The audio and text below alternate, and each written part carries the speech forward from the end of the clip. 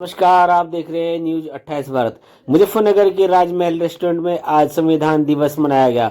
इस संविधान दिवस को मनाने के लिए अपना स्वराज्य अपना भारत मिशन के राष्ट्रीय महासचिव डॉक्टर अश्विनी ने 1 महीना पहले से तैयारियां शुरू कर दी थी। इन तैयारियों में उन्होंने लोगों से कांटेक्ट किया, लोगों को बताया कि यह कार्यक्रम 26 नवंबर को हम मनाने जा रहे हैं। इस कार्यक्रम की रूपरेखा उन्होंने रात दिन लोगों से कांटेक्ट करके तैयार की और इस संविधान दिवस को मनाया। यहाँ पर सभी का योगदान रहा, जिसमें तरुण सौदे राष्ट्रीय अध्यक्ष और आपका चमनलाल ढिंगान जी और बाबूराम बोस जी और भी बहुत सारे लोग हैं जिनका इस कार्यक्रम को मनाने में सहयोग रहा।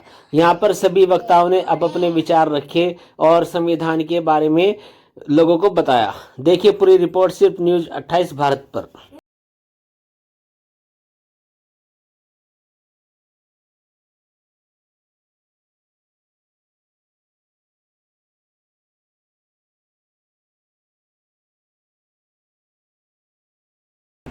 अरे यार वीडियो कहाँ से होगी? चलिए तो मैं चाहता हूं कि आप लोगों से निवेदन है मेरा, बहुत प्यार से इस प्रोग्राम को आगे बढ़ाया जाए। धन्यवाद। समानता का अधिकार दिया, जिसने सभी को जीने का अधिकार दिया।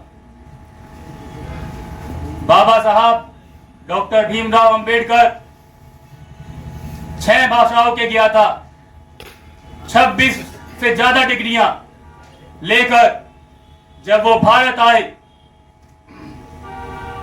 उन्होंने नौकरी की तो वहां पर भी उनके साथ दुर्व्यवहार किया गया, उनके साथ जातिवाद किया गया। और जब वो स्कूल में जाते थे तो उनको स्कूल में सबसे पीछे बैठाया जाता था। तो अच्छा रहन सहन का अधिकार मिला, हर तरह का अधिकार उन्होंने हमें दिलाया, तो हमें तो ऋणी होना चाहिए उनका। एक बात और कहना चाहूंगा कि एक बार की बात है,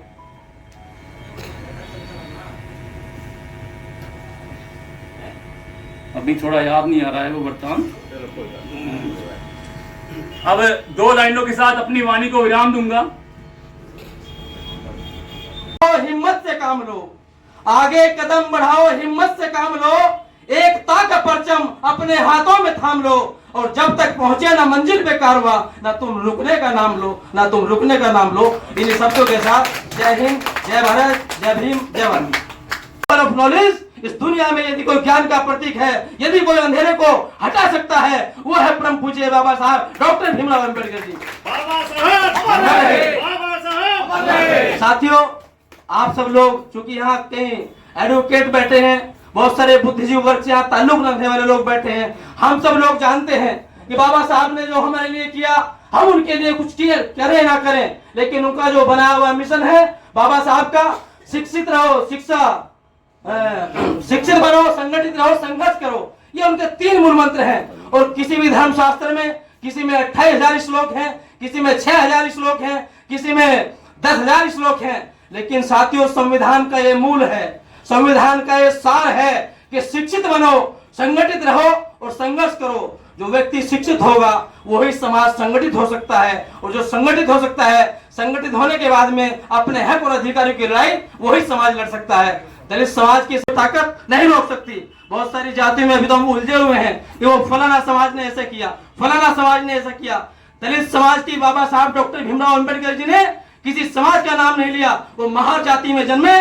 महाराष्ट्र के अंदर आज भी महार समाज के लोग सफाई का काम करने का काम करते हैं। लेकिन साथियों, हम सब जितनी दलित जातियों की उपजातियां हैं, हम सबको एक दिन इकट्ठा होकर के बाबा साहब के मिशन को सफल करने के लिए एक बहुत बड़ा आंदोलन करना पड़ेगा। अभी हम सब लोग इधर उधर भटक रहे हैं, मैं ज्यादा नहीं कहते हुए, मैं तो आज आदरणीय तरुण सौदे जी को, आदरणीय जो इस कार्यक्रम का बहुत खूबसूरत संचालन कर रहे हैं आदरणीय सुमन कुमार जी को ये बधाई देना चाहता हूँ, उनका हार्दिक स्वागत करना चाहता हूँ कि हम भले यहाँ कम संख्या में हो, लेकिन जब कल समाचार पत्रों में छपेगा, कल जब मीडिया के माध्यम से ये चीज जाएगी, तो पूरे जिले के अंदर लोग पढ़ेंगे।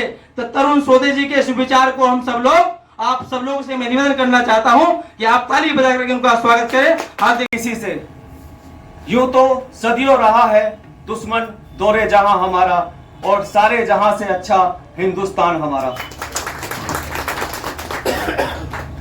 सम्मानित मंच, हमारे आज के अध्यक्ष बाबू सिंह बोध जी, आदरणीय चमनलाल ढिगाल जी, हमारे दीपेंद्र भाई हैं, रामराज से चलकर आए, बहुत फायर ब्रांड नेता हैं हमारे, और हमारे संजीव प्रधान एडवोकेट जी, और हमारी बहन जी राजेश्वरी जी, मैं इनका स्वागत करता हूं, धन्यवाद करता हूं। और सभागार में उपस्थित मेरे साथी सागर वाल्मीकि जी, अमित सूद जी, अनिल जी, डाबर साहब, मैं सबका नाम ले सकता हूं। हमारे फौजी साहब हैं, नीचे नजर झुका रखी है इन्होंने, ये फौजियों को ऐसे नहीं रहना चाहिए। तो मेरे संचालक कर रहे मेरे भाई मातृ शक्ति, और सभागार में उपस्थित सभी का स्वागत कर रहा हूं। आपने हमारा मनोबल बढ़ाया। तो मेरे साथियों, अपना दायरा बढ़ाओ। संविधान किसी एक का नहीं है। जो संविधान की रक्षा करना चाहता है, जो संविधान को बचाना चाहता है, चाहे किसी भी जाति का हो, किसी भी धर्म का हो, किसी भी बिरादरी का हो, वो हमारा है। मेरे साथियों, आप ये कैसे कह सकते हैं कि बाबा साहब को आगे बढ़ाने में किसी जाति का विशेष योगदान नहीं रहा? मुस्लिमों का बहुत बड़ा योगदान रहा। वंडरफुल।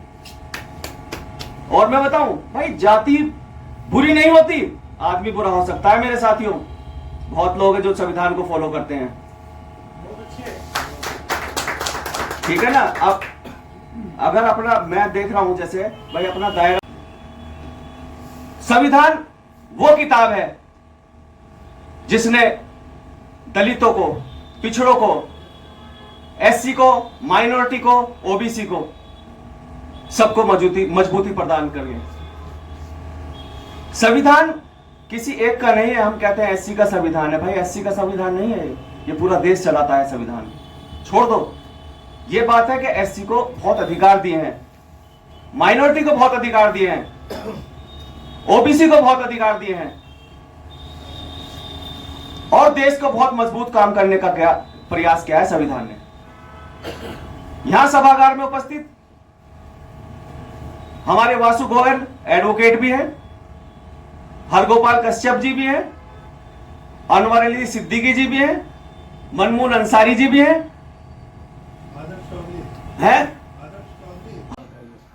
तो वहां देखा कि वो बहन जी के 4 स्कूल हैं, जालौन, आपके सहारनपुर, अंबेडकर नगर और कन्नौज। वहां स्पेशल बहन जी ने ये कर रखा है, आरक्षण तो वही 21% है, ये स्पेशल कर रखा है कि कहीं भाई इनके साथ रैगिंग ना हो, ये ना हो, तो 70% का लिख रखा वहां के एससी के बच्चे 70% जाएंगे, अगर रहेगा 21, बाकी में भाई कम कर दो। तो कितना अच्छा व्यवस्था बहन जी ने दी। 2-2 हजार बीघे में आप सहारनपुर देखो, पीजीआई के नाम से लोग जानते हैं। तो ऐसा नहीं कि बहन जी ने किया नहीं, मगर अब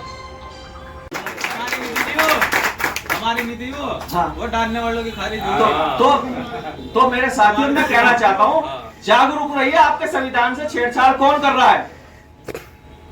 उनका इलाज हो गया आज सुप्रीम कोर्ट में। बस धन्यवाद, आप लोगों ने इलाज कराया। कौन कराएगा इलाज उसका? तो आप जागरूक रहो।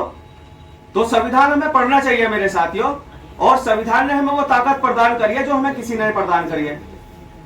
और अगर हम आगे बढ़ पाए हैं, हम अगर संविधान लागू होने से पहले देवी देवता भी थे, सब 80% है जिनको संविधान लागू होने से पहले उनको अधिकारों से वंचित रखा गया, और 12 शहर में उनको अधिकार दिए, जिससे हम आज यहाँ तक पहुँचे हैं। लेकिन कुछ असामाजिक तत्व या संविधान विरोधी तत्व वो हमेशा, जब से बाबा साहब ने संविधान बना है, इसके पीछे पड़े हुए हैं। संविधान को भी जलाया गया।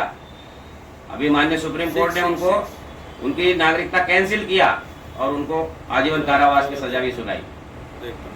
तो मैं इस बारे में जो है सर्वोच्च न्यायालय का इस इंडिया पे आदर करता हूं कि उनको कम से कम सजा दिलाई, जिन्होंने संविधान की प्रति जलाई।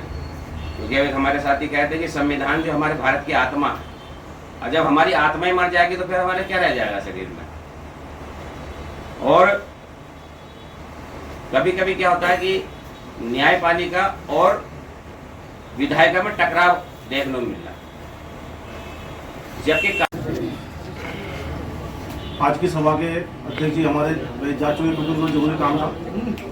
मैं सभी सम्मानित मंच और सभी अतिथिगण जितने लोग आए हुए हैं सबका मैं धन्यवाद करता हूं और तहे दिल से धन्यवाद करता हूं कि भाई आप लोग आए, आप लोगों ने अपने विचार रखे। आज संविधान दिवस है। ये संविधान दिवस सबसे पहले बाबा साहब के चरणों में नमन कर देगा। आज संविधान दिवस जो मनाया जा रहा है ये केवल एक संविधान दिवस नहीं है, ये हमारे भविष्य का दिवस है, क्योंकि हमारा भविष्य इस संविधान से चलता है। संविधान ना होता तो आज हम यहाँ खड़े ना होते, बैठने तो बहुत दूर की बात है। तो बाबा साहब ने जो हमारे लिए संविधान लिख करके जो समिति को दिया था, तो जिस समय बाबा साहब ने समिति को संविधान लिख कर दिया था तो बाबा साहब की आंखों में आंसू इसलिए थे कि भाई जो संविधान मैंने इतनी मेहनत से लिखा है अपने लोगों के, अपने समाज, सर्व समाज के लिए लिखा है कि अगर ये गलत हाथों में चला गया, चाहे संविधान कितना भी अच्छा है, तो वो गलत साबित होगा। और ये संविधान चाहे कितना भी गलत है, अगर सही हाथों में चला गया तो सही साबित होगा, क्योंकि इसको लागू करने वाले सही लोग होने चाहिए, ना कि गलत होने चाहिए। तो संविधान ने हमें बहुत कुछ दिया है, क्योंकि देश जो चलता है संविधान से चलता है। ये जो हम आपस में बटे हुए हैं कि हम गीता, रामायण, बाइबल, ये कुरान जो पढ़ते हैं, ये तो हमारा धार्मिक स्थल है, ये तो हमारी आस्था का ग्रंथ है, क्योंकि इसमें हमारी आस्था जुड़ी हुई है। लेकिन संविधान जो हमारा है ये हमारे भविष्य का दिवस है। कहना चाह रहा हूं कि जो हमारे बड़े लीडर हैं, जो हमारे समाज के अच्छे लीडर हैं, चाहे वो बहन जी हो, चाहे वो चंद्रशेखर जी हो, चाहे और कोई हो, मैं ये कहना चाहता हूं कि किसी विषय पे अगर कोई हमें बांटने की कोशिश कर रहा है, हमें बांटना चाहता है, तो हमें उस पर पहले गौर करनी चाहिए कि हमें इसमें क्या करना चाहिए, ना कि एकदम किसी चीज का निर्णय लेना चाहिए। सही, क्योंकि उसमें जो है ना समाज बढ़ता है, बहुत बढ़िया, और समाज बढ़ेगा, वही योगी जी की बात आ जाती है, अगर बढ़ेंगे तो हमें अपने आप में बंटना नहीं चाहिए। हमें आप में, क्योंकि बाबा साहब ने ये तो कहा है, कहा क्या बाबा साहब ने ये तो कहा कि बस शिक्षित बनो, संगठित रहो और संघर्ष करो। तो यही तो इसलिए तो कहा गया वो कि ना तो हम संगठित रह पा रहे और ना हम शिक्षित बन पा रहे और ना हम संघर्ष कर पा रहे। कर क्या रहे? आपस में फूट डाल रहे, क्योंकि जो बड़े नेता है ये अपनी राजनीति चमकाने चक्कर में हमारे समाज को, हमारे परिवार को मतलब आपस में भिड़ाना चाहते हैं, क्योंकि उनकी गोटियां फिट होती है, उनकी राजनीति चमकती है। तो हमें उस पर भी उस और भी ज्यादा ध्यान देना चाहिए, क्योंकि जब तक हम सब भाई मिलकर चलेंगे, ये 5 उंगली है, जब हम मैकेनिक लाइन में ले जाइए, हाथ का दस्तकार बनाइए उनको, लेकिन यही काम ना करें जो हम करते आ रहे हैं, तो करने, जो क्योंकि रोजगार कोई नहीं छोड़ सकता, ये तो हमारा रोजगार है, हमें रोजगार नहीं छोड़ना, लेकिन हमें अपने बच्चों का भविष्य आगे बनाना है, उनको आगे भेजना है, तो हमें इस पर फोकस करना चाहिए। भाई ये तो बहुत बड़ी बात है कि एक सफाई यूनियन का अध्यक्ष जो है ये बात कह रहा है। मतलब बोलने से पहले सोच रहना चाहिए कि हमें क्या करना है, क्या नहीं करना, ताकि जिससे कि हमारे समाज में किसी तरह की कोई दरार ना आए। हो सके कोई मसला मतलब बैठकर सुन सकता है, ना कि नारा लगाने से या झल्लू काटने से, उससे नहीं है भाई। कोई मसला ऐसा भी तो हो सकता है परिवार में जिसकी वजह से मतलब हमारे समाज में फूट पड़ी, तो हम उसको बैठ के निपटा लें, ना कि उसको ओपन करें, क्योंकि ओपन करने से हमारी ताकत कम होती है और हम नहीं चाहते कि हमारी ताकत कम हो। हम चाहते कि हमारी ताकत बढ़े, हमारा समाज आगे बढ़े, क्योंकि परिवार को बढ़ाना चाहिए, ना कि उसे तोड़ना चाहिए। तो मेरा उन लोगों से ये निवेदन है, हाथ जोड़ कर निवेदन है। और अगर कहीं मेरी बात ये गलत लगती तो उसके लिए मैं अपने आप को मैं क्षमा चाहता हूँ, ताकि भाई किसी को बुरी ना लगे। लेकिन मेरा ये आग्रह है आप लोगों से, ताकि इस विषय पे हम लोग आपस में ना बढ़ सकें। आंसू इसलिए थे कि भाई जो संविधान मैंने इतनी मेहनत से लिखा है अपने लोगों के, अपने समाज, सर्व समाज के लिए लिखा है कि अगर ये गलत हाथों में चला गया, चाहे संविधान कितना भी अच्छा है, तो वो गलत साबित होगा। और ये संविधान चाहे कितना भी गलत है, अगर सही हाथों में चला गया तो सही साबित होगा, क्योंकि इसको लागू करने वाले सही लोग होने चाहिए, ना कि गलत होने चाहिए। तो संविधान ने हमें बहुत कुछ दिया है, क्योंकि देश जो चलता है संविधान से चलता है। ये जो हम आपस में बटे हुए हैं कि हम गीता, रामायण, बाइबल, ये कुरान जो पढ़ते हैं, ये तो हमारा धार्मिक स्थल है, ये तो हमारी आस्था का ग्रंथ है, क्योंकि इसमें हमारी आस्था जुड़ी हुई है। लेकिन संविधान जो हमारा है, ये हमारे भविष्य का दिवस है, शिक्षा की ओर ले जाए, क्योंकि शिक्षा ही हमारा भविष्य है। यदि हम अपने बच्चों को शिक्षा से वंचित रखते हैं तो आने वाला भविष्य हमारा बिल्कुल जहां से उठ के चले थे, हम जहां से बाबा साहब ने हमें उठाया है, हम उसी गड्ढे में पहुंच जाएंगे। बहुत बढ़िया। तो मेरा निवेदन ये है कि भाई आप एक वक्त का खाना कम कर दो, लेकिन अपने बच्चों को पढ़ाओ, क्योंकि बच्चे पढ़ेंगे तो हमारा भविष्य सुधरेगा। यदि बच्चे नहीं हमारे पढ़ेंगे तो हमारा भविष्य फिर नरक हो जाएगा। और देखिए, आज जो हम संविधान दिवस मना रहे हैं, क्यों मना रहे हैं? क्योंकि हमें बाबा साहब ने ये संविधान दिवस मनाने का अधिकार दिया है। नहीं तो हमें,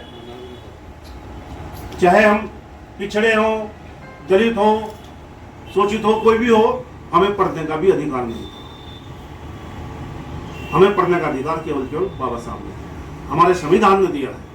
तो संविधान हमारे लिए अगर कुछ है, भगवान तो देखो किसी ने नहीं देखा, भगवान कहाँ है कहाँ नहीं, लेकिन हाँ हमने देखा संविधान के रूप में, अगर हमारा कोई भगवान है तो हमारा संविधान होगा, क्योंकि उससे पहले बहुत भगवान हुए। हमारे बड़े बुजुर्ग बताते हैं कि भाई हमारे साथ में ये ऐसे होता था, हमारे साथ में ऐसा था। तो मैं उस भगवान से भी ये पूछना चाहता हूँ कि जब हमारे बुजुर्गों के साथ में ऐसा हो तो हम नहीं है, क्योंकि जो बाबा साहब ने हमारे लिए लिख कर चले गए, वो एक हमारा बहुत ही, हम उसके भाग्यशाली है कि हम जो है बाबा साहब के पद चिन्हों पर चल रहे हैं। हालांकि हम पूरी तरह से उसको समझ नहीं पा रहे, क्योंकि अभी जो हमारे समाज के जो लोग हैं, खास करके मैं उन लोगों को कहूंगा जो शिक्षा पर ध्यान नहीं दे रहे, क्योंकि बाबा साहब ने यही कहा था कि शिक्षा वो शेरनी का दूध है, जितना इसको जपेगा वो उतना ही दाढ़ेगा। साथ साथ ये भी कहा था बाबा साहब ने